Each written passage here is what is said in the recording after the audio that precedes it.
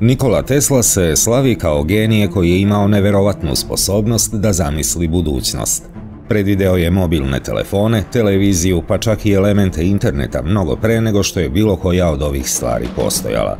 Ali imao je i neke čudne ideje o društvenim pitanjima sutrašnjice.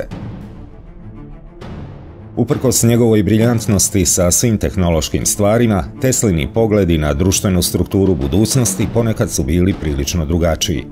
Zalagao se za principe eugenike i prisilnu sterilizaciju kako bi se osiguralo da samo ljudi sa najpoželjnijim osobinama mogu da se razmnožavaju, ali ovu temu ćemo ostaviti za naredni video.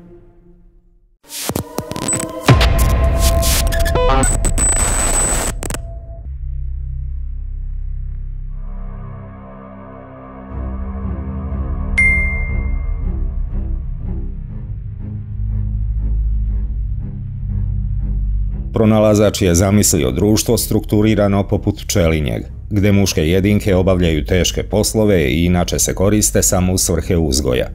Muškarci bi bili ubijani kada nisu bili potrebni. Tesla je svoje ideje o neizbežnom porastu žena izneo u intervju koji se pojavio u izdanju Galveston Daily Newsa 10. avgusta 1924. Tesla je objasnio da je nekada obožavao žene, ali da se njegova perspektiva nedavno promenila, pošto su žene postajale sve više i više nalik muškarcima, težeći da se takmiče sa muškarcima u mnogim aspektima društva.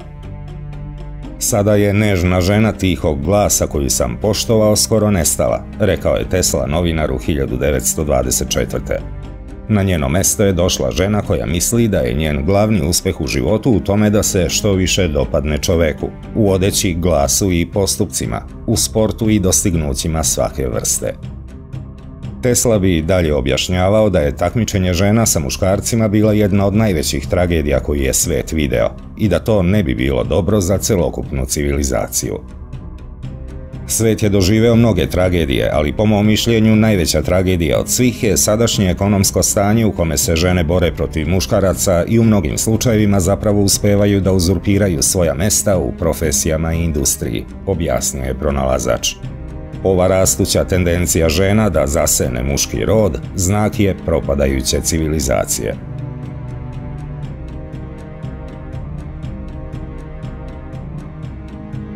Možda je muškarac u ljudskom društvu beskoristan.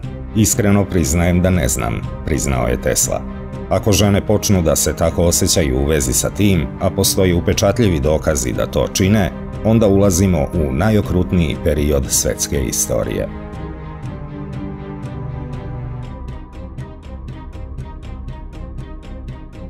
Pošto su žene dobile glasove u svih 50 država samo 4 godine ranije, Tesline reči su bez sumnje imale odjek od nekih muškaraca koji su se osjećali ugroženo zbog uloge žena koje se polako menjaju u modernoj Americi.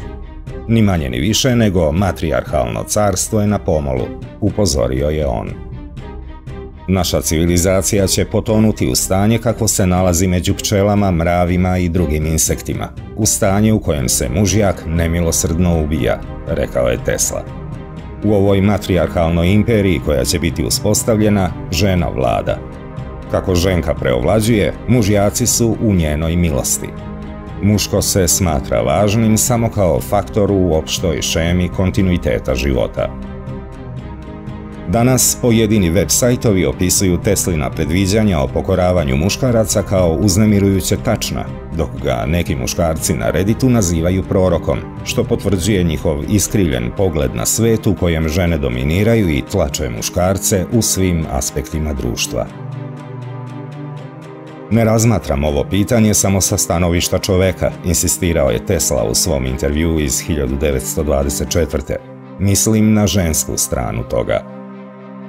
Dok razmišljamo o bilo kojoj promjeni, naravno uzimamo u obzir rezultate koji mogu uslediti nakon takve inovacije.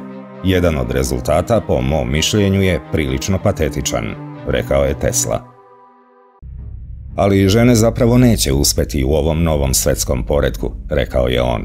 Ne, lepši pol bi zaista bio žrtva sopstvenog uspeha, zvučeći kao konzervativni stručnjak u nekoj emisiji vesti na kablovskoj televiziji.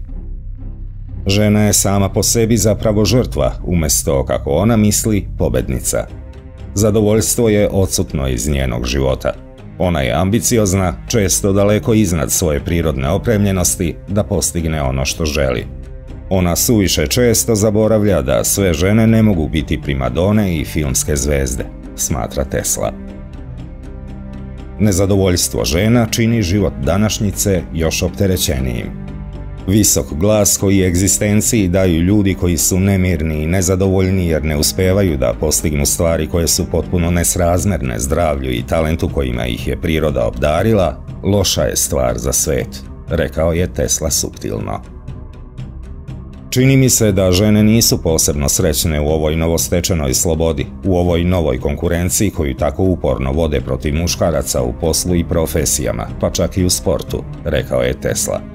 Pitanje koje se prirodno postavlja jeste da li su same žene dobitnici ili gubitnici. Tesla je u kasnijim intervjuima objasnio da je možda civilizacija pčela bila model društva iz kojeg su ljudi mogli nešto naučiti.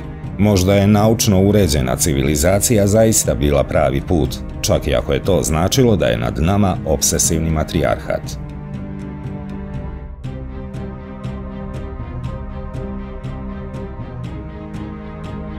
Tesla je tokom svog života imao komplikovan odnos sa ženama. Jedan od njegovih najboljih prijatelja bila je žena, a on je apsolutno obožavao svoju majku. Ali njegova verovanja su na izgled bila ukorenjena u veoma staromodnoj ideji o tome kakva bi uloga žena u svetu trebalo da bude. Istorija nam je dala mnogo primjera divnog uticaja neobičnih žena. Među njima su bile i majke velikih ljudi, rekao je Tesla novinaru 1924. možda misleći na sopstvenu majku na prilično neskroman način. Ali njihov uticaj nije ležao u njihovoj odlučnosti da nadmaše čoveka ili čak da se takmiče s njim.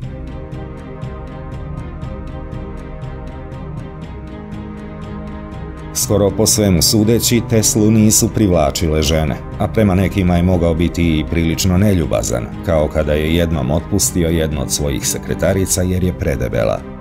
Ponekad bi primetio žensku odeću kada mu to nije odgovaralo. Tesla je bio briljantan pronalazač, ali ponekad ga je njegova vizija sveta odvela na čudna mesta.